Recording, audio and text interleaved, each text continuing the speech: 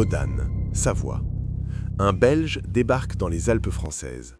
Il s'appelle Arthur Olotte.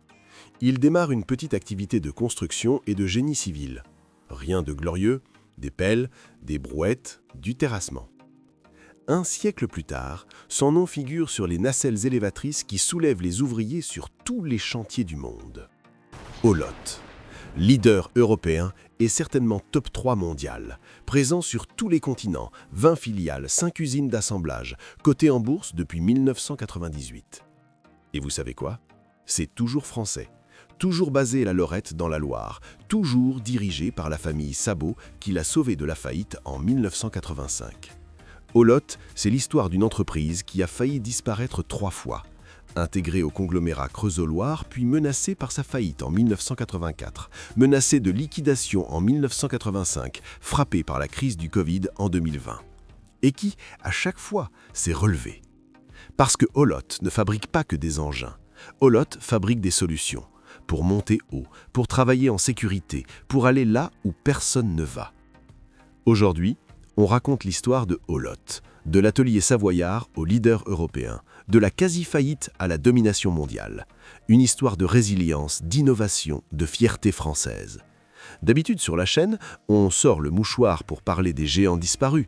Aujourd'hui, les Français peuvent bomber le torse pour célébrer une marque française qui a résisté et qui s'est imposée. Allez, on y va. Origines et histoire. De la locomotive à la nacelle. Tout commence en 1881. Pas à Modane, pas en Savoie, à Chambéry. Alexandre Pinguely fonde une entreprise à laquelle il donne son nom. Au départ, il fabrique des locomotives à vapeur dès 1897 et enfin des engins de chantier. Pelles mécaniques, grues, matériel lourd. 30 ans plus tard, en 1924, Arthur Olotte, d'origine belge, fonde les ateliers de la construction Olotte en Savoie. Il s'installe après la Première Guerre mondiale à Modane, puis transfère ses ateliers à Saint-Jean-de-Maurienne, avant de s'installer définitivement pendant la Seconde Guerre mondiale à Bassens, près de Chambéry. Il conçoit et fabrique des engins de terrassement et de manutention. 2 entreprises, 2 fondateurs, 2 histoires parallèles. Pendant des décennies, Pinguely et Olotte évoluent chacune de leur côté. Elles grandissent, elles innovent, elles se spécialisent. Les premières pelles Pinguely datent probablement des années 20. Elles sont naturellement à vapeur, sur rail et construites à la demande. Puis viennent les grues mobiles, les engins de levage, le matériel de chantier. Olotte, elle, reste focalisée sur les engins de terrassement et la manutention. Solide, fiable, discret. Dans les années 1970, tout bascule. Pinguely et Olotte sont toutes 2 reprises par le conglomérat sidérurgique Creusot-Loire. Les 2 entreprises perdent leur indépendance. Mais elles deviennent les leaders européens des grues mobiles. Creusot-Loire investit, développe, modernise. Elles ne sont plus des PME familiales, ce sont des filiales d'un géant industriel français. Et puis arrive 1984. Le groupe Creusot-Loire est liquidé, se retrouve orpheline, sans actionnaire, sans direction, sans avenir. Les liquidateurs débarquent. Ils veulent récupérer le stock à vil prix, virer le personnel, revendre les machines, empocher la plus-value, classique. Mais un homme s'oppose, Pierre Sabot. Originaire du Béarn, Pierre Sabot s'est porté candidat pour racheter les 2 petites filiales. Avant d'y parvenir, il a dû se battre contre les spécialistes de la liquidation. Pour réunir les fonds dont il avait besoin, il a vendu son appartement parisien, installé sa famille dans une location, puis sollicité quelques amis et fonds d'investissement. J'ai mis toutes mes économies dans cette aventure, à une époque où l'industrie française traversait une crise profonde. Lancer une activité industrielle basée en France, au milieu d'une tempête économique, était objectivement déraisonnable, se souvient Pierre Sabot. En juin 1985, les sociétés Olotte et Pinguely sont acquises majoritairement pour Olotte et minoritairement pour Pinguely par Solem, holding créé à cette occasion par Pierre Sabot. Mais Pierre Sabot n'a pas racheté pour continuer à fabriquer des grues mobiles. Prévoyant le déclin du marché de la grue mobile, les ingénieurs de Olotte cherchent un produit de remplacement et détectent un nouveau marché aux États-Unis, celui de la nacelle élévatrice. est alors signé un accord de licence avec le constructeur américain Condor. En 1986, il commence la fabrication de machines sous licence Condor. La H46N est la première nacelle conçue et commercialisée sous la marque Olot. Entre 1985 et 1994, la marque termine quelques commandes de matériel divers de manutention, réalise des systèmes spécifiques pour l'industrie de l'aluminium dans le cadre d'un contrat important avec Péchinet et développe progressivement sa gamme de nacelles. Pendant ce temps, l'activité des grues mobiles, principalement destinées à l'armée, est concentrée dans la société Pingelly. En 1995, les entreprises sont fusionnées et deviennent Pingelly-Olot. Au milieu des années 90, Olot était le premier fabricant de nacelles élévatrices en France. La croissance explose. Pour accompagner son développement, l'entreprise entre au second marché de la Bourse de Paris en décembre 1998. Les ventes passent de 25 millions d'euros en 1995 à 56 millions d'euros en 1998. En 1999, Pingelly-Olot produisait 3000 unités par an. 2 nouvelles usines viennent compléter les usines existantes de Lorme et de Bassins. Une usine est inaugurée en septembre 2000 à Reims, puis une autre un an après au Creusot. En 2000, la production atteint 6000 unités.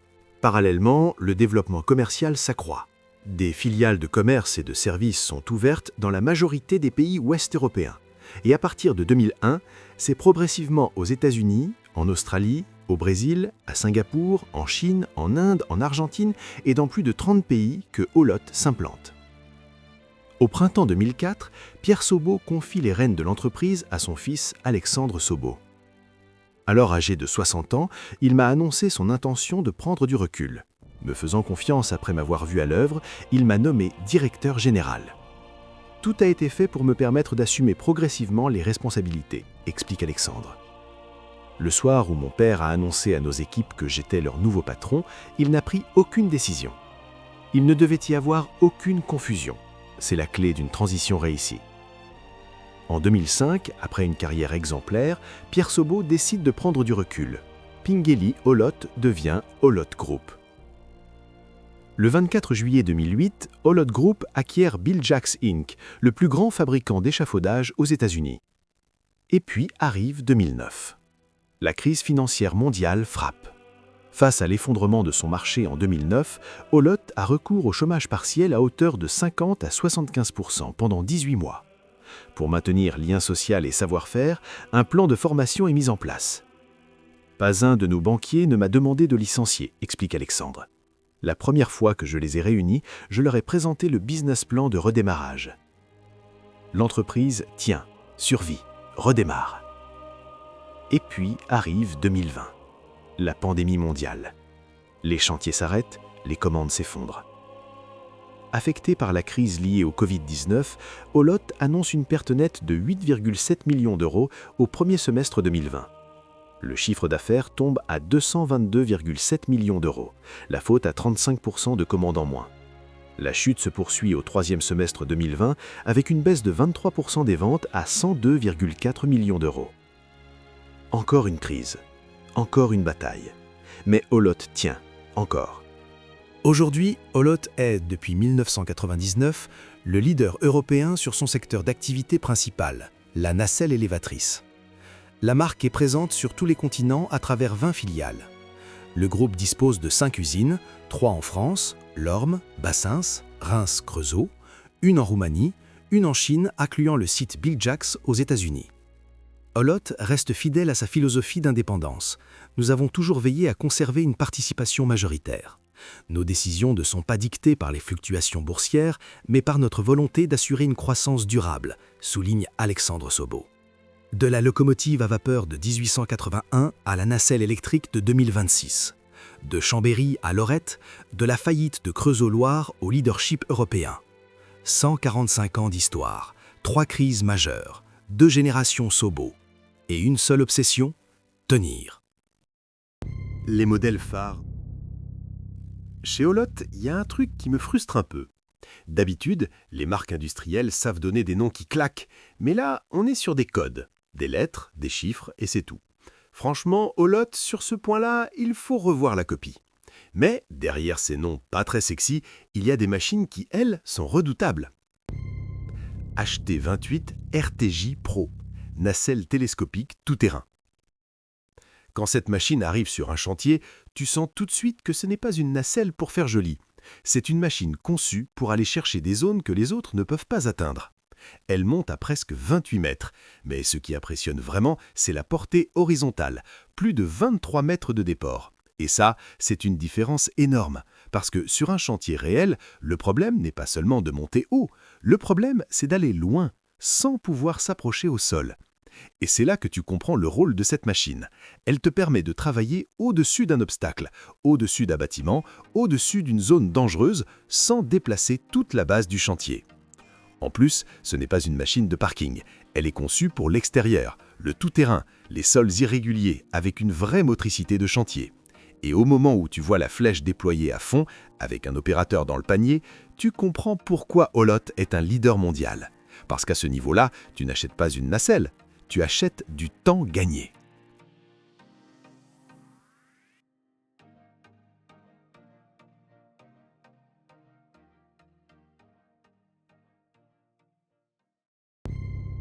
HA32 RTJ Pro, nacelle articulée tout-terrain.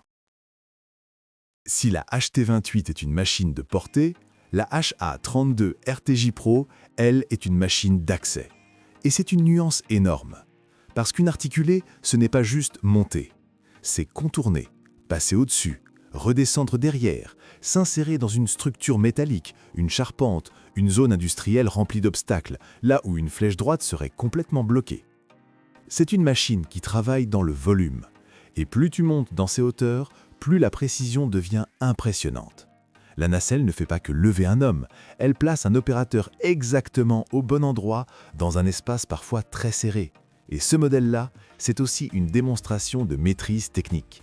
Parce qu'une grosse articulée, ce n'est pas juste du gros métal, c'est une cinématique complexe, une stabilité à gérer, une sécurité à maintenir et une machine qui doit rester fluide même dans les pires conditions de terrain.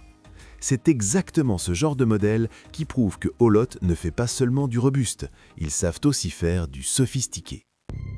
HS18E Pro. Et là, on passe sur une machine qui, à elle seule, raconte le virage industriel de Olot. La HS18E Pro, c'est une plateforme ciseau tout-terrain, 18 mètres de hauteur, avec une capacité énorme, jusqu'à 750 kg sur la plateforme. Donc concrètement, tu ne montes pas un gars avec un tournevis, tu montes plusieurs personnes, du matériel, des outils, et tu bosses réellement. Mais le twist, c'est que cette machine est électrique. Et ça, c'est la vraie démonstration de leadership moderne. Réussir à faire une machine de chantier, tout-terrain, capable de travailler dehors sur sol irrégulier, sans diesel. Parce que l'industrie est en train de changer. Sur beaucoup de chantiers, on commence à demander du silencieux, du propre, du zéro émission locale. Et beaucoup de marques se contentent de sortir des petites machines électriques pour l'intérieur. Olot, eux, ont pris un segment plus dur, le rough terrain. Et ce modèle-là, tu peux le présenter comme un message clair, on ne suit pas le marché, on le prépare.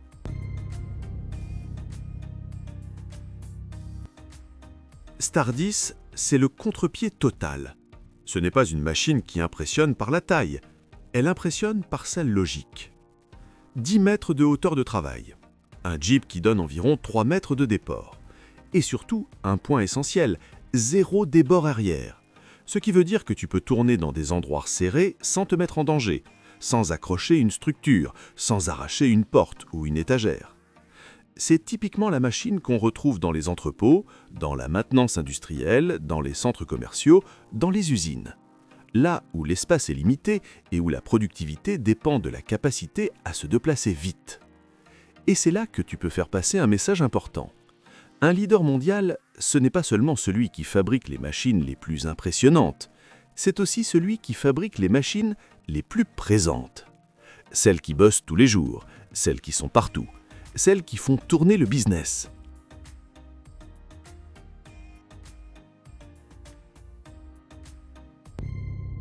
Le HTL 4017, chariot télescopique, manutention lourde. Et on termine par le modèle qui prouve que Olot ne vend pas uniquement de l'accès, mais aussi de la manutention. Le HTL 4017, c'est un chariot télescopique capable de lever jusqu'à 4 tonnes et d'aller chercher presque 17 mètres de hauteur. Et ça, sur un chantier, c'est un autre monde. Parce que ce type de machine, ce n'est pas aller voir en hauteur, c'est déplacer la vie du chantier. Palettes, matériaux, poutres, éléments lourds, charges volumineuses.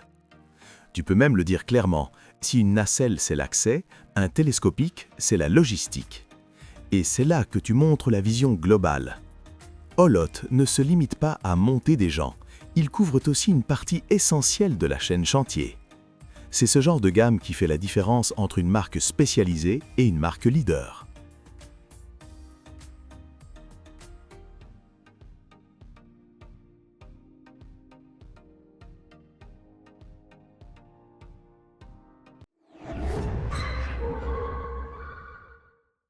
Berlier a disparu. Semois a disparu. Latil a disparu. Olotte est toujours là. La différence? Pas le talent, pas l'ingénierie, pas la qualité des produits. La volonté. Celle de ne jamais lâcher. Celle de tout risquer pour tenir. Celle de refuser que les liquidateurs gagnent. Olotte, c'est la preuve qu'une entreprise industrielle française peut survivre, grandir, dominer, sans se vendre aux Allemands, sans finir avalée par un fonds américain, sans disparaître dans l'indifférence. Il suffit de se battre. Vraiment. Alors, si cette histoire vous a plu, abonnez-vous à BTP Power, parce qu'on raconte les vraies légendes du BTP français, celles qui ont survécu et celles qu'on a laissées mourir. Likez si vous pensez que Olotte mérite sa place au sommet. Commentez si vous avez déjà bossé avec une nacelle Olotte, si vous en avez vu sur un chantier, si vous connaissez l'histoire de cette boîte. Les pros du terrain, on veut vous entendre. Et partagez autour de vous, parce que ces histoires méritent d'être connues. La prochaine fois, on vous parle d'une autre marque. Dites-nous en commentaire laquelle vous voulez qu'on raconte. En attendant, prenez soin de vos engins. Ils valent plus que vous ne croyez. À bientôt sur BTP Power.